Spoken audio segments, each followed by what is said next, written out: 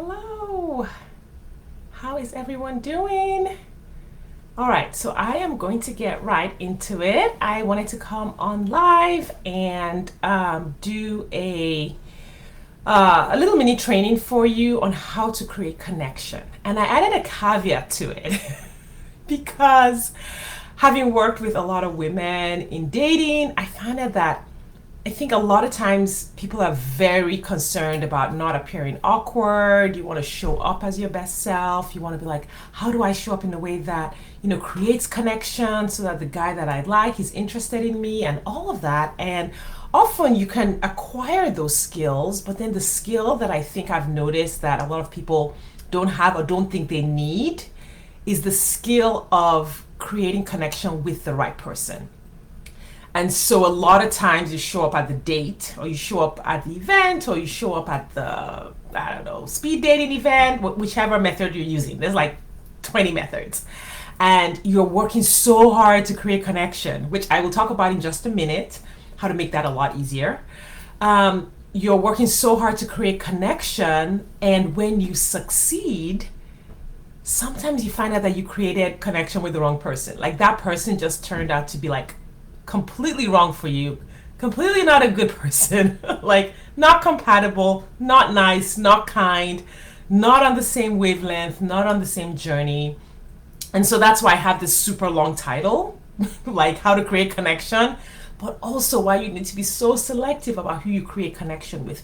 You can actually go on a dating journey, you can go on dates and really titrate the amount of connection that you create. Like when you get really good at creating connection, you can turn up or turn down how much connection you create with a person. Just because a person is sitting across from you from a dinner table does not mean you're obligated to create connection with them. Does not mean that you're obligated to make sure that they have a good time. Does not mean you're obligated to perform in any way or anything. Like when you are dating, this is about you going on a journey to find the person that you want. So I really just wanted to open with that so that as I tell you how to create connection and how to make dates less awkward, how to show up more confidently, how to really fan the interest of the person that you like in you, you really make sure that you're doing this with the right person. When I work with my clients one-on-one or in the Dating After Divorce Academy, we really make sure that they're super clear about who the right guy is for them. Like we make sure that we've clarified all the areas, they know what their deal breakers are, they know the person that fits in with their life vision. We actually work on visioning their mission, their purpose, their life in the next 5 years, 10 years, 20 years, end of life. And then when they're dating and choosing people to create this connection with, you know exactly when you arrive at the date, you know whether you should stay or leave, or you know whether you should, turn it up, turn it down, or kind of keep it in the middle because you're not sure. It's all a skill. It is an art, so that you're not putting in so much energy and, in a sense, wasting your energy on people that turn out not to be the right person. So, all right, with that, I want to start with some things that I think cause women concern about creating connection. One, I said, you think you should create connection with every guy that you meet. So, we kind of dealt with that a little bit. You don't need to create connection with every guy that you meet. You can learn to titrate your connection. So that's one. Then two is personality. My favorite clients are my introverts. I work with so many introverts. These ladies basically run the world. They are the innovators, creators, and I'm an extrovert. So, I'm not hating on extroverts. I'm an extrovert. But I really realized that my introvert clients are like really power movers. They get so much done behind the scenes when they're working in their companies and in their businesses. They're getting so much done. And I think for some reason, the world, our social conditioning has implied that, social connection or connection in the way that introverts connect is somehow wrong, right? I don't believe that introverts need to change anything about who they are in order to create connection. I think if introverts were allowed to just show up as they were, Like you would find out that they are actually amazing. It's really interesting. My entire family, the people closest to me are introverts. My husband's an introvert, my daughter, my son, the sister that's closest to me. Like the people closest to me are introverts, and like they have no trouble creating connection at all. So that what I want to say for introverts is that there's a misconception that creating connection is harder for introverts. No. Like you just need to create connection in the way that you create connection, right? You just need to show up as who you are in an authentic way, not the way someone else does. Because your ideal partner, the person who's compatible with you, is looking for someone who creates connection the way you do. And so that's the interesting thing. So if you go out there and you're trying to create connection in the way that an extrovert would, you will actually run off the guy who's looking for someone who is just like you. So just putting that out there. Creating connection is not harder for introverts. You just need to show up the way you are with the steps for creating connection. All right. There's a lot of like concern about being awkward and, saying something wrong, creating a situation where you are embarrassed, where things go badly, you put your foot in your mouth. I don't know if younger people use all of these sayings that we used when I was young. Putting your foot in your mouth basically means making a faux pas, saying something wrong, saying something that's like a mistake or weird or like corny. There is no such thing as awkward. Like, that's what I want to say about that. Honestly, there really is no such thing as awkward. Awkward is in the eye of the beholder, right? What's embarrassing is in the eye of the beholder. And most of the time, when you are having that cringing feeling, that awkward, embarrassing feeling, that feeling of like being super weird and like you just did something wrong, a lot of that comes from the way you are thinking about what just happened versus the true reality of the magnitude of what just happened. Like, there are some situations that can be really humiliating. I don't know, you have a wardrobe mishap and I don't know, your bra falls out. I don't know, something like that would be like, yeah, that would be seriously, like you could feel some things about maybe your bra falling out of your dress or whatever. But here's the thing, even in that situation where you have a serious wardrobe mishap, you can choose how you think about it, right? You can you can choose how you decide to evaluate yourself or assess yourself or what you say or think about yourself based on based on whether or not it's awkward and embarrassing or it's just something that happened. Now, of course, this is a journey. This is like thought work, right? This is the stuff that coaches do, which is we help you learn how to change the story that you're telling about your life or change the story that you are telling about your situation so that you're not putting yourself through all of this extra suffering. All right. So the misconception that there's going to be a lot of awkwardness and things being embarrassing is really not true when it comes to creating connection. And then finally, a lot of people think creating connection is the same thing as people pleasing. It is not. It is not the same thing as people pleasing at all. Creating connection when you are dating is not the same thing as carrying the conversation while the other person does nothing. It is not the same thing as bending over backwards to do things the way the other person wants. It is not the same thing as going out of your way so that the person you're dating or the person you're seeing does not experience any discomfort or they don't experience any disappointment. It's not the same thing as not being able to say no or set boundaries or really create a fun experience for yourself while you're dating. It is not the same thing at all as people pleasing. So there's a real difference there. So when you learn to create connection, it transforms your whole life. I think all of us humans are looking for connection. In many ways, most of what we do is either because we are connected and we're doing things out of that connection, or we're seeking connection, right? Or we're seeking to contribute to communities that we belong to people that we want to impact. There's always an element of connection whenever you look at how people are motivated. Even the person who is like, I want to make a whole bunch of money and they're hustling really hard and they're grinding, potentially it's because they want to connect with themselves or they want to create the life that they want for their families, or they feel like they will gain approval, right, of some people that they want connection with. So connection is a huge motivator for humans. And whether or not you're dating, it's probably something you want to take a look at. Like, how good am I at creating connection with the people that I want to create connection with my family, with my spouse, with my significant other, with my children, etc., etc.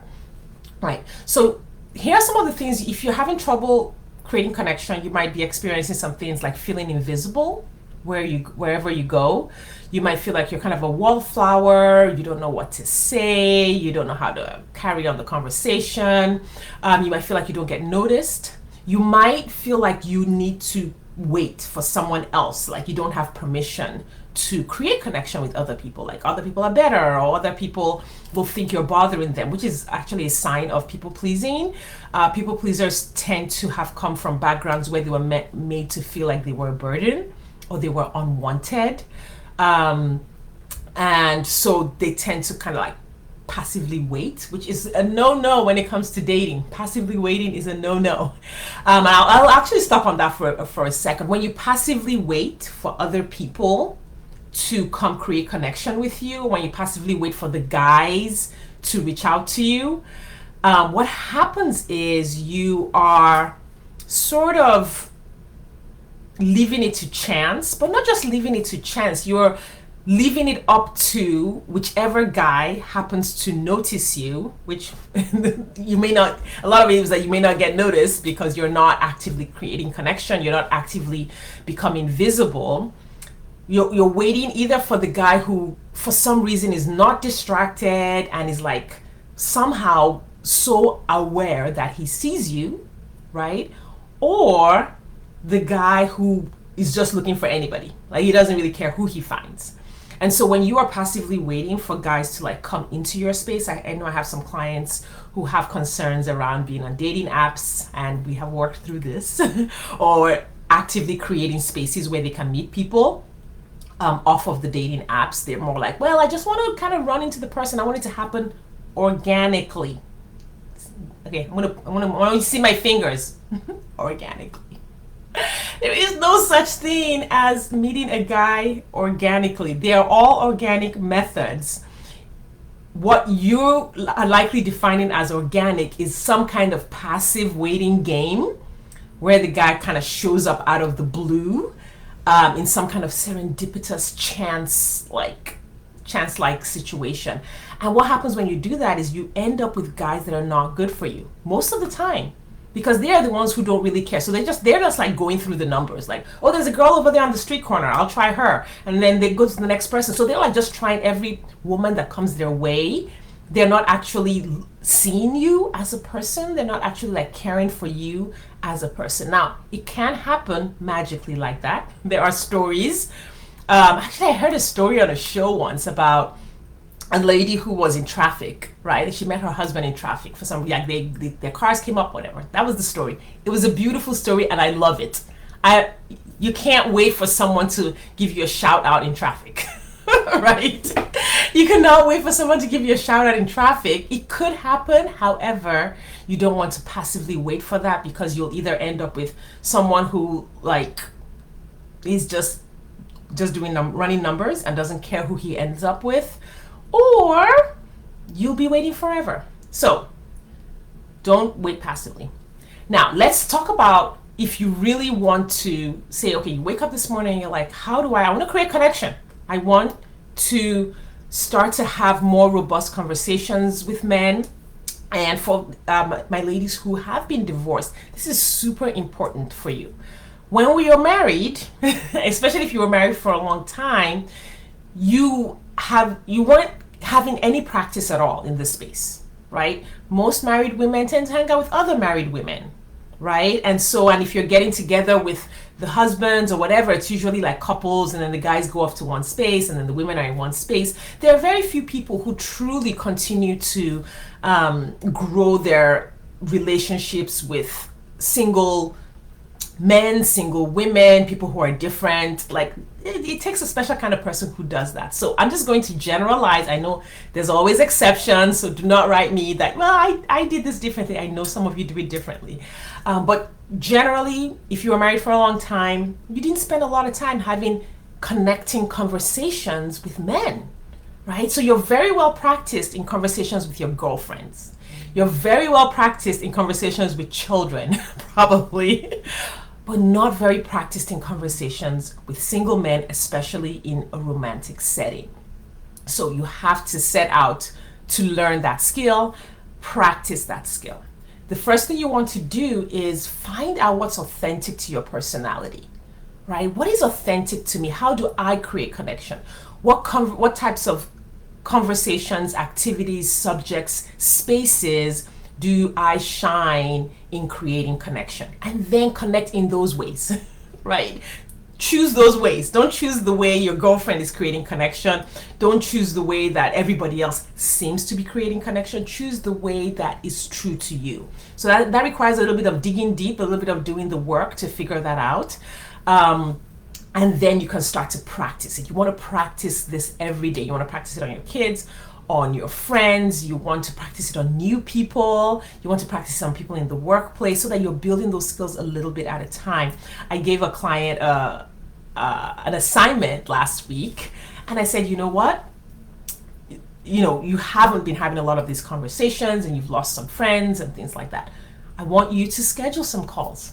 Like reach out to some men in your workplace and say, hey, I just want to have a conversation about work, like just like a connect call, a networking call, so that she could practice this art. Not creating connection. In this case for her, it wasn't a romantic situation, but it was just creating that ability to build her confidence to create connections. That's an example of, depending on the client that I'm working with, I will give them assignments that build that muscle for them. Now, you want to kind of beef up your listening skills. So when you do find the right person that you want to connect with, like I said, it's not everyone. It's not every single guy that shows up on a first date that you want to create connection with.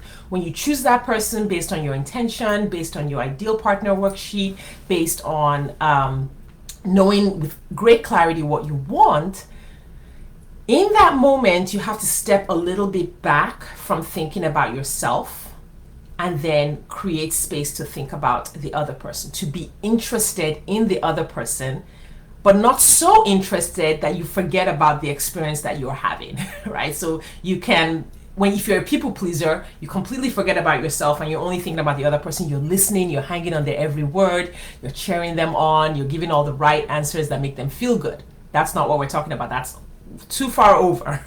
You want to be interested in the person, turn your listening skills on, have great questions that you're asking. I always give my clients lots and lots and lots of questions that they can ask in these conversations. You want to show interest while keeping your own experience, while holding space for your own experience in that moment. And it's a little bit of an art that you can learn.